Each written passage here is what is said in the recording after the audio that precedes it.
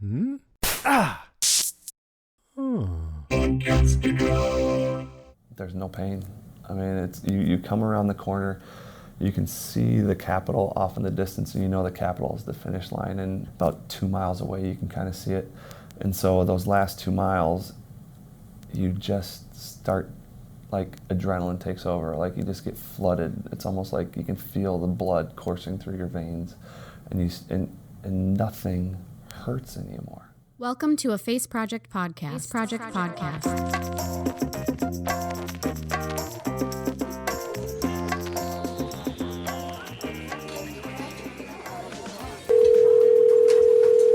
Hello? It's just pure life. It's pure And my innocence. mom it's is a pure writer.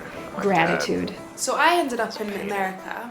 I am an adopted because Korean and have been all my To me, life. it's a perfect blend of science and creativity. I was screaming, I will live over here till I die.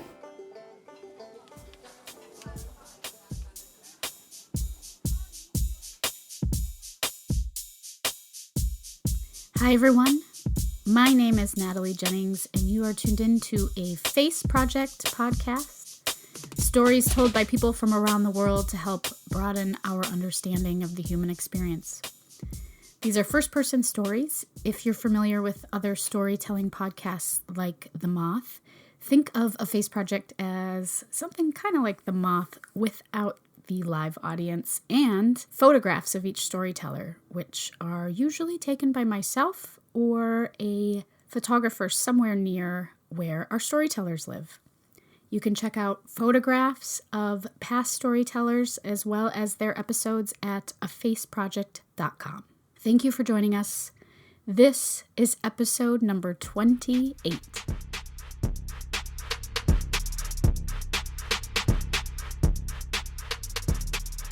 Today's episode explores the idea of how far you can push your body mentally and physically and emotionally. I spoke with Jason, who is an Ironman finisher.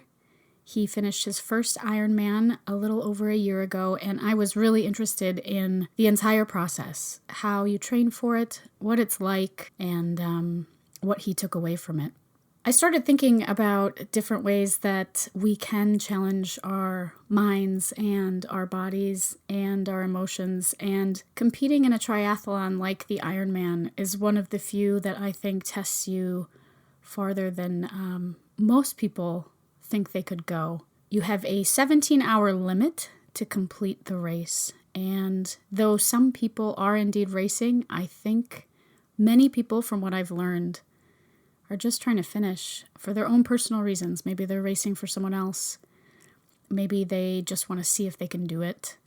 And because of that, the final moments of the race, from what Jason explains and what I've researched myself on YouTube and online, are really charged, really emotional, and it's a pretty fantastic thing to witness. I hope someday I'm able to witness the finish line in person because it's something spectacular. Before we hear from Jason, I just want to invite all of you who are regular listeners, if you haven't already joined our Facebook group, we would love to see you there. We've started doing a new feature called Ask the Storyteller, where we talk to a past storyteller via the magic of Facebook Live.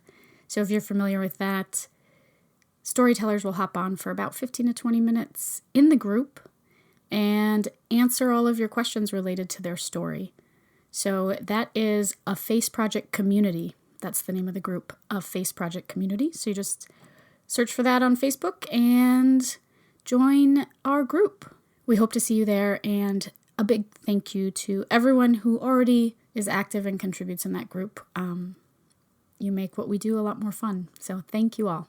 One more announcement. If you enjoy this podcast and the magazine, there's a digital and print magazine that we put out with these stories as well as portraits. And if you're not familiar with that, you can head over to afaceproject.com and check it out. But if you are a regular listener and you want to find a way to support us, head over to our website and click on the contribute link. You can give any amount. The donations that we receive go to everything from editing and post-production to magazine layout, interviews, all sorts of other stuff that is required when running a project like this. So much, much, much gratitude to those of you who continue to support us. And again, if this resonates with you and you'd like to help keep us rolling, head over to afaceproject.com, check out Contribute, and you can find out more information there. Thank you, thank you, thank you. Since this is a pretty detailed account of what it's like on a racing side of the Ironman or a participant's side of the Ironman, I'm going to stop yammering on here and just get into the story with Jason. I didn't want to cut too much. I cut a fair amount, but I still wanted to give you guys a pretty solid idea of what things were like from his perspective. So there's a lot of detail in here. If you're curious about one of these epic races, you are in the right place. And without further ado, here is Jason.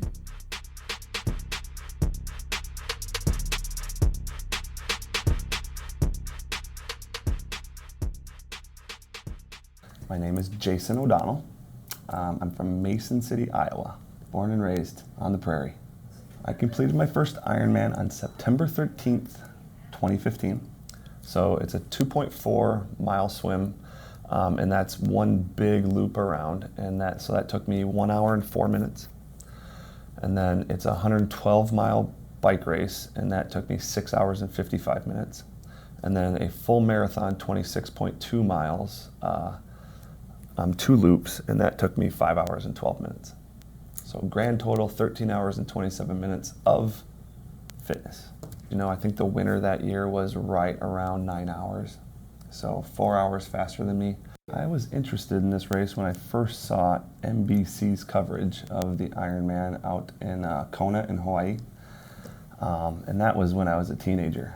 And I just thought it was absolutely grueling, just watching these people, especially with the conditions of Hawaii and things, and they kind of make it very dramatic on TV, and you see just the suffering that people go through to complete this thing. And then everybody has their kind of human interest stories along with it. But that was, as a teenager, I found it fascinating just being an athlete. I just kind of did a lot of athletics in high school, did some in college, but never really endurance type things. Never anything where you would take a lot of training. It was just kind of lift weights, compete, team sports type stuff. Where Ironman is, you can have teams, but a lot of it, you're out there on an island, you're all alone, and my race actually took me 13 hours or over 13 hours to complete, so that's a long time to be inside your own head, communicating with your body and asking yourself if you can do this.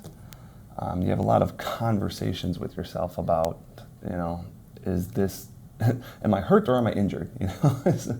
Those type of things. So that's a lot of athletics. Anyone will tell you it's 80% mental, but mental toughness, it takes it to a whole nother, just breaking barrier after barrier, and it is, and it's 3 separate events. Any one of those individual things would be a big accomplishment, and then you put all 3 of them back to back, and then you put a time limit on it.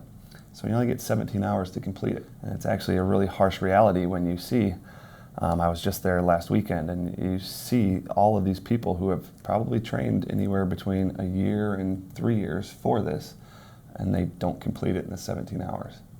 They have the guy at the finish line, and it's a big party. They have the lights and all this stuff, a big screen, and his name's Mike Riley, and he calls out your name, and he says, "You are an Ironman." It's like his big catchphrase, But there was a guy who finished just last Sunday, it's Sunday morning, or it's Monday morning, and he finished at 17 hours, 1 minute, and 57 seconds.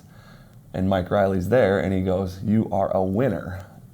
He did not say, "You are an Ironman." So it's just it's that harsh where I'm like, this poor guy has been giving his heart, soul, sweat, tears, everything for 17 hours, and 1 minute and 57 seconds was the difference between, out of those 17 hours, 1 minute, 57 seconds was the difference between his goal and then his reality. I of course trained with, like really try to be really physiological and, with heart rate and all these different things. So you kind of, you're gauging how many calories you're burning versus how many calories you're putting in, and you're wondering about all this. And I of course, trying to be tech savvy, had this really nice Garmin watch and everything, and had trained with it for the last couple years of doing a couple other races. And in the swim, it actually got knocked off my wrist. So I lost this huge piece of technology, which I'd trained with for heart rate, and I was going to eat at this time, and my watch was going to beep at this time, and it was going to do this, and it was going to, just going to kind of track my whole race. And it's at the bottom of Lake Monona now. And so then you really kind of have to have your pity party. You kind of, I'm in the middle of the lake and I realize it's gone, and you just kind of go, well, throw planning out the window, and you just kind of race by feel. And that's where you know that you've done enough training, because you listen to your body, and your body talks back to you and says you're still okay or you're not okay. Right. And as long as it still tells you you're okay, you keep going. So on average, the average Ironman will train anywhere between 15 to 18 hours a week. So it's kind of like a part-time job, with big weeks going as high as anywhere close to 25 to 30 hours of training in a week. So you sign up 1 year out, and then you kind of make a training plan, and your training plan has to consist of so many hours of swimming, so many hours of biking, so many hours of running, and very daunting. Because it's quite expensive too, because you pay your fee, and then it's $750 to race an Ironman, and then you have your hotel and all of your other costs. You get your bike tune-ups, you spend money on parts. I actually went through a bike fitting process of kind of fitting my bike to my body, and then you have to refit it to your body as you train, as you lose weight. So I received my doctorate in chiropractic in 2009 from Logan University down in St. Louis, Missouri. So I have that, and that's kind of like a biomechanics kind of movement-based kind of degree. And then I also have a master's degree in sports science and rehabilitation, and that has a lot of exercise physiology and exercise science to it. So going into this, I had a really good knowledge base as far as what it was going to take to accomplish this race, but then also what my body had been trained for. And that goes down to what kind of, the fiber types that you have of muscle fibers. Some muscle fibers are meant for explosive type movements. Some muscle fibers are meant to long, slow contractions to go forever. And knowing that I was a high explosive type fiber athlete, and changing all of those fibers into something more endurance based, it's a long process, and it takes hours and hours of training, not an hour in the gym lifting weights 3 times a week. You don't really dive right into training really hard. You want to you kind of do a base phase, which base phase is just where you kind of do long, slow things. You just kind of get your body used to the kind of beating that it's going to take. And I'm not a small guy. I'm 6 foot, 205 pounds. And usually most triathletes are going to be tall and thin and very kind of, they don't want to weigh very much, because you don't want to drag 200 pounds over 140.6 miles.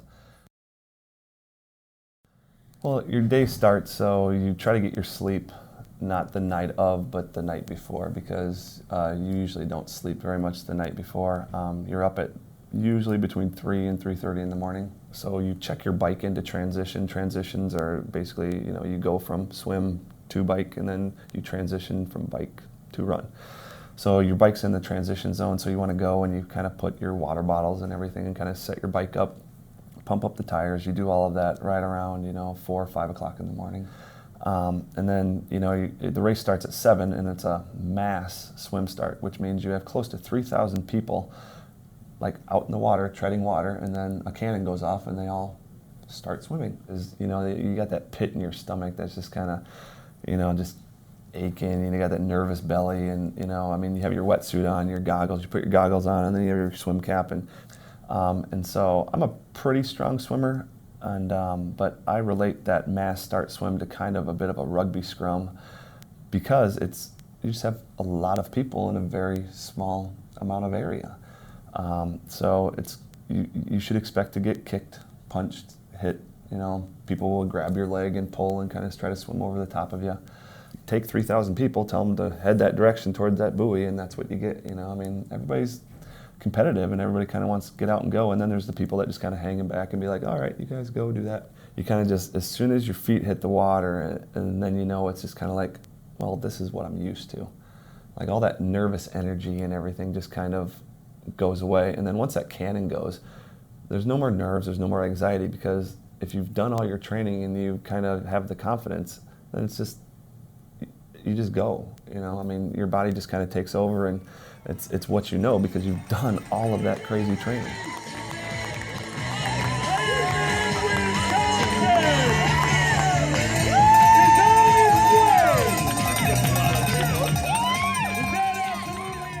And then you complete, the backstretch of the swim, and I think I was in the top 20% on the swim, so I got out of there pretty early.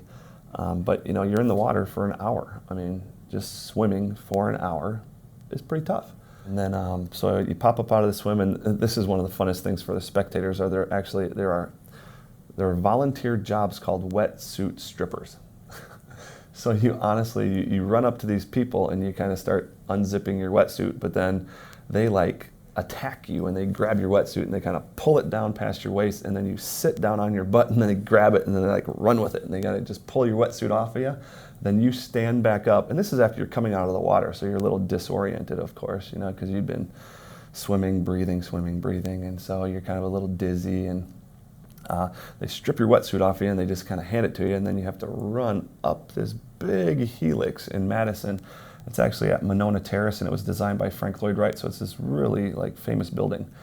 You run up into your transition and you kind of set your wetsuit down. You kind of have to get your bearings a little bit because you have to put your bike shoes on, get your bike helmet, and you have to put your glasses on, and then you have to run out again up into the bike area. And your transitions, you want to be relatively short because it's supposed to be a time where you're not really working that hard. I was feeling pretty great, besides the just kind of, you're always a little dizzy. You always have to kind of get your bearings when you go from being what I call, horizontal to being vertical again in gravity.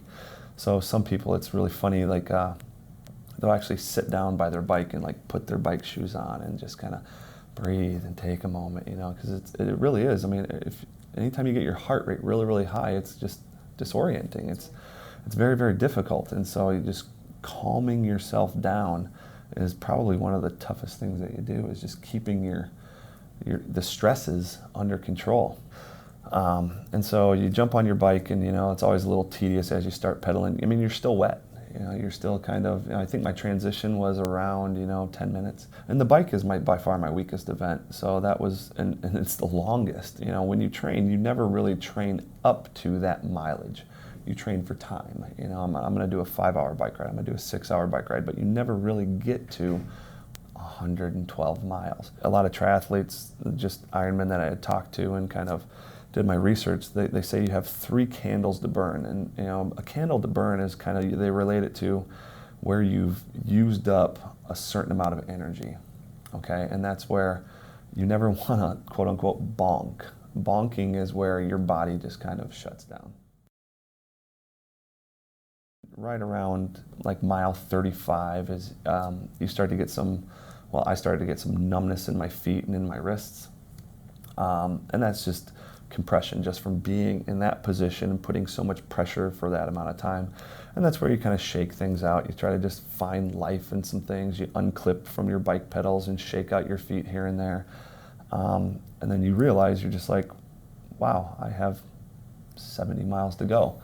But that was kind of, I remember specifically mile 36 having to have a serious conversation with myself of just kind of okay, all right, you've done longer rides than 36 miles, all right, you're gonna keep going, you're going to keep doing this. There's nothing that is going to stop you as far as how my body was feeling. You felt this before, just keep going, try to relax. It's kind of, it's a humbling type of experience too, because they write your age on your calf while you're out there. So you can actually, see on the bike, you get passed by a 65-year-old person, or, especially, I mean, I'm this big, strong guy on this bike, and you have like older people passing you all the time, older women passing you all the time, and it's just fascinating being like, how are you so much faster than me? And it's humbling, but then it's also kind of motivating. You're just like, this is a sport that I could honestly do until I don't want to. As long as I'm smart about it and I don't, kill myself with overtraining or anything. But it's completely fascinating to just think these people, are just loving this kind of test of your body through their 50s, 60s, 70s. So the second time I passed that area, that 36 mile mark, you're right around 70 miles there. It was much better. It was just one of those things where you're kind of over that halfway point, and you're still feeling like terrible. I mean, you still have numbness in some of your extremities. That's where your neck starts to get really, really tight from being in that kind of hunched over position. You try to, it's funny, 'cause you're trying to stretch on your bike. You're trying to do different things to alleviate the discomfort that you're having. And I call it discomfort, but it's kind of painful, here and there. It's just kind of the trial and error type thing. So that's why it's so important to take your body to those limits during your training, so that your body's kind of like, been here before. The next day it wasn't so bad, so we can keep going. So you get off the bike, and I'm just trying to like not fall over. Off the bike is actually extremely painful because you've been clipped into pedals and you haven't been contacting the ground physically, for me, for almost 7 hours now. And so you pull into the Monona Terrace again, and somebody takes your bike, and it's really, really difficult to stand up straight. Like your back muscles and your hips and everything is just really, really tight because you've been locked into that kind of bent forward position for so long. And then your feet have been pedaling in contact at just a couple different places. So as soon as you set them on the ground and then try to walk, your calves seize up a little bit. They just get really tight. And then that numbness in your feet, you're not really prepared for the impact with the ground, so that it's almost like your legs are kind of like rubbery and you kind of give away. So those first couple steps, I always say it's like Bambi on the ice, where you're just kind of like, ooh, ooh, ooh, where's the ground, and you're taking it really slow. And not to mention you're in biking shoes, which you're not supposed to walk or run in very often. So you walk really slow, but you get into the transition areas and you kind of have to go up a curb and inside to a building, and then there they have a bag with all of your run gear, which is like more suntan lotion, maybe a different pair of sunglasses. Some people do change clothes. I just had a tri-suit that I kind of just wore as like a top and biking shorts that you can run in.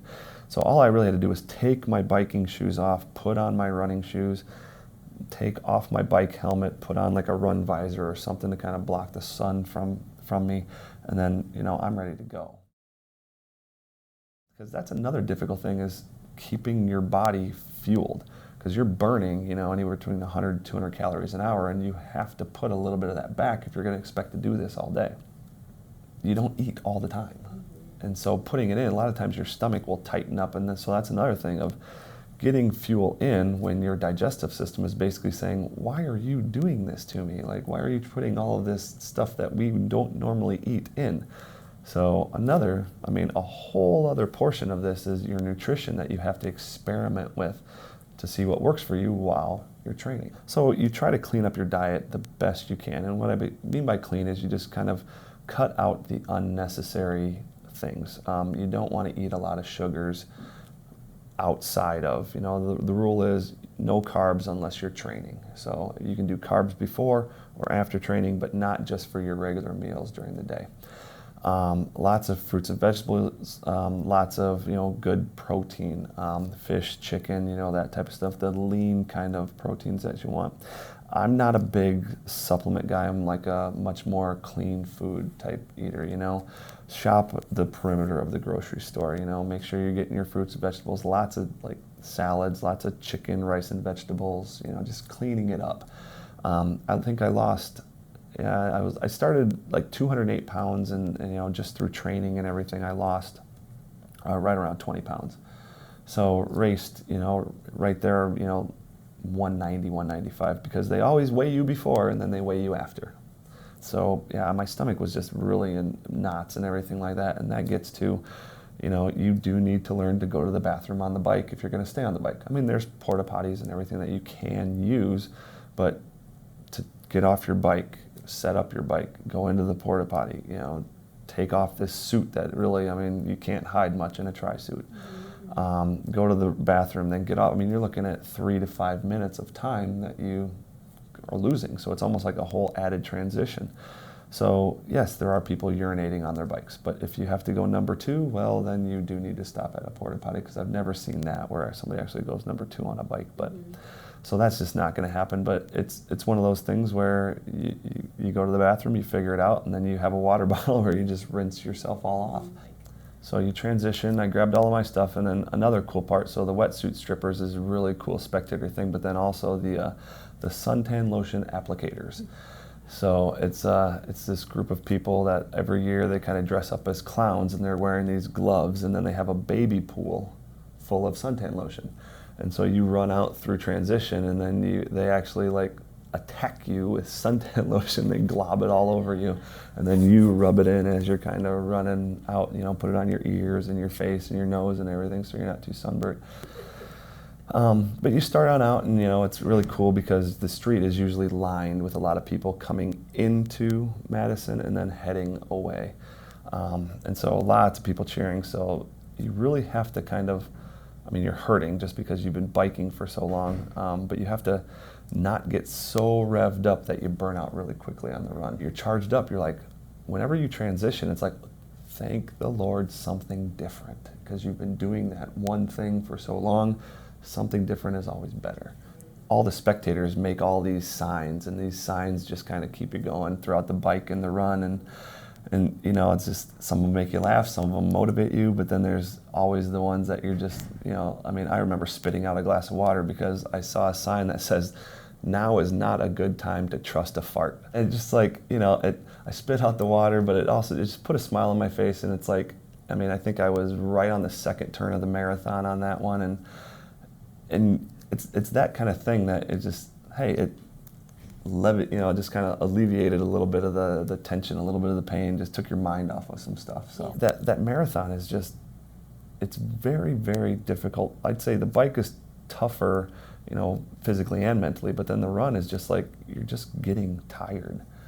Your body is just kind of going, okay, we've never really done all of this together. My goal was to actually, I called it racing the sun. I wanted to finish right at sunset just because I thought it would be beautiful, because the finish line's right there by the Madison or the Wisconsin Capitol and Lake Monona. So the sun comes down, and it's just like a really, really scenic type thing. I'm like, I want to finish at sunset, and then sun is setting, and I'm still out there, and I'm like, I still have 5 miles to go, and so it's one of those where you see those little timelines go by, and you're just kind of like, and that kind of depresses you a little bit, and you're like, well, I'm not going to get my goal, but I knew I was going to finish, which that's awesome, just because I was like, if I need to crawl this thing, all right, I can finish it in the next 7-8 hours. I can do that. The big adage is the hardest part is that year, 18 months of training that you put in, and then on race day you're just supposed to let your body take over and do it. Just that's your day, and that's what they always say is, hey, have the best day ever, because that's where you just, all the hard work's done. Let it pay off. So yeah, it's cool. Such a raucous kind of finish line because everybody's trying to get as many people across the finish line. So they're playing loud music, and they got these bright lights, and it's so cool because you come down this chute and you can kind of see all of it right there, and that's the point where your feet don't hurt anymore. Your neck, your back, your shoulders, like everything that has just kind of ached for the last 10 hours, it just kind of goes away.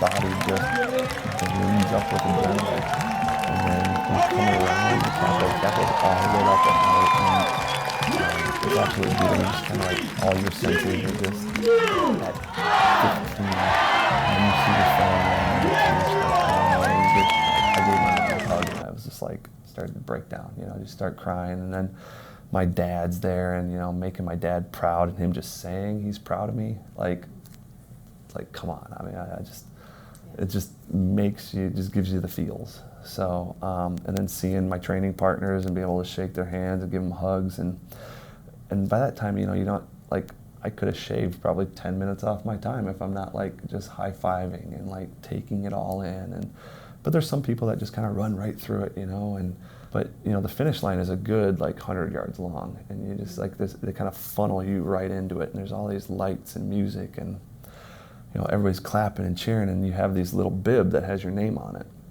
So everybody's yelling, "Go, way to go, Jason, way to go." And I'm like, how do you know my name? But that's awesome, because you kind of forget about it, and you just see those lights, and then you hear the guy, because they're calling you out. They have a mic system where like, hey, 1878's coming in, and they're like, hey, Jason O'Donnell's coming in, and then he goes, Jason, you are an Ironman, and that's where you cross the finish line.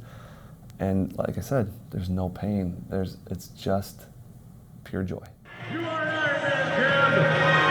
Back we go! You are an Ironman! Michael Vaccaro, There's volunteers. They're actually called catchers, all right? So they're there to catch people if you are exhausted and falling. But two people, they grip you right underneath the arm, and they hold you tight, and they kind of walk you in the direction. They give you a water bottle, and then you have to go over and you sit down, and they kind of just start asking you questions. How do you feel? Are you doing okay? Do you need anything? Can you, is your vision blurry? Anything like that? And I felt no pain. It's just smile on my face, ear to ear, and just, and then they get you right up there, and they want to take your picture, because they give you a finisher medal and a finisher t-shirt and a finisher hat. And then you kind of just get funneled kind of out into this glorious food tent, where you get to eat like pizza and sub sandwiches and have chips, and just like they just give you all this salty, like amazing stuff. I told my cousin that I want him to meet me at the finish line with a big beer, so him and I, like, we share a beer, and your senses are so tuned. Like, it's hard to believe your senses are that alive when you've just done all of this stuff to deaden them. And that's, so the taste, the smells, the feels, the hugs, the tears, there's nothing else I've ever felt like it. I mean, I'm guessing maybe when I get married or the birth of my first child, but that's probably the only thing that I can really kind of compare it to. And it's so emotional. And that's just the best way to describe it is you feel every emotion that you could ever have. Well, I went back to why did you want to do this? And people have reasons, beyond everything. It's like I do this for, a friend of mine who has cancer. I do this because for the people who can't. I do this. I do it just because I want to see what the human body and the human spirit is capable of. Like, I'm a performance type of guy. Like, I always find it fascinating of what the mind can tell the body to do and what the mind and the body can withstand. It is so amazing to me. And so I always like to test myself with those things. And then, like I said, you see these people that if you saw them in the grocery store, if you saw them on the sidewalk, you're like, there's no way that you could do 15, 16, 17 hours of exercise, but they're doing it. And that's, a human spirit type thing. That's like the human condition of shared suffering, but we're getting through it. And that's such a motivator. I mean, that is, so I think that is kind of my why, is just kind of the shared suffering, but then also the overcoming obstacles and then overcoming things in yourself, That's why there's so many tears. I mean, there's people, if you go to an Ironman finish line, you will see so many just tears of just elation and joy. It's so profound. And it's changed my practice a little bit, from a chiropractic standpoint of, I'm not nearly as cynical as I used to be. I'm a little more of a cheerleader for my patients, of, hey, I know it sucks. I know you're in pain right now, because seeing people in pain, it kind of drains you mentally, emotionally, physically, that type of thing. But going through that experience and knowing that, there's always a brighter day. You can get through this. We can get through this. You're a little more of a cheerleader for your people and a little less cynical about, their condition or what they came in to see. You're no longer just kind of, I'm going to fix this condition. It's like, hey, I need to help this person. And that's decide, if it is a goal, if Ironman is a goal, or if you have any other goal, do your homework, make a plan. It is within reach. If anybody, I would have told you, if you asked me 3 years ago if I could do an Ironman, I would say, no way, not. I'm just not built that way. I'd be like, my body type isn't right for it.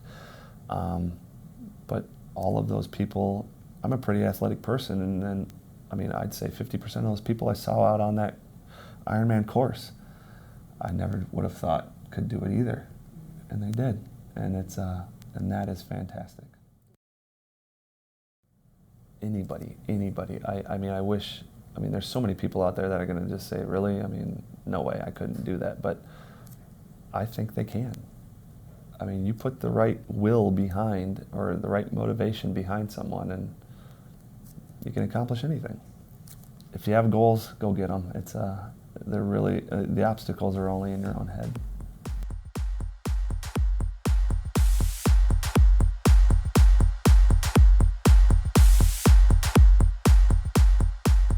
For more information about the Ironman, we've included the link on our website under Jason's story. So just go to afaceproject.com. Look under stories and podcasts. This is episode number 28. You'll find Jason right there. And if you'd like to see photographs of Jason as well, you can find those photographs on that page too. I've also included a link to one of the finish line moments that I just found on YouTube randomly, but if you're interested in kind of what it's like to experience a small sliver of that energy, you can grab that link there as well. This episode was recorded and produced by me. Photography by Natalie Jennings, web layout and design by Aaron Woods. Thank you all so much for tuning in, for being a part of our Facebook community, for subscribing, for supporting us, whether it's just through interactions online or financially or both, or sharing your story. We thank you so much. And on that final note, if you are interested in sharing your story, we want to hear from you. So please don't hesitate to contact us. You can head over to, once again, afaceproject.com. There's all kinds of lovely menu links that are well designed by the amazing Aaron Woods, and you can find out more about submitting your work. We have submissions for music, for the podcast bed. We have submissions for photography, for our photo essays, and of course, storytellers. So if you're on the fence, just do it. Just send us a note, because everybody has an important story. And it's really important that we all listen to each other. So send us a note. We'd love to hear from you. And we will be back very soon. Thank you for listening.